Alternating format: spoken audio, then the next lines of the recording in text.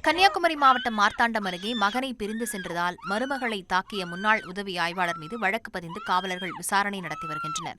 நல்லூர் கரவிளாகம் பகுதியைச் சேர்ந்த சதீஷும் அவரது மனைவியான ஷைலஜாவும் கருத்து வேறுபாடு காரணமாக பிரிந்து வாழ்ந்து வருவதாக கூறப்படுகிறது. ஷைலஜாவை அவரது மாமனாரான முன்னாள் உதவி ஆய்வாளர் பாலகிருஷ்ணன் தகாத வார்த்தைகளில் திட்டி தாக்கியதாக கூறப்படுகிறது.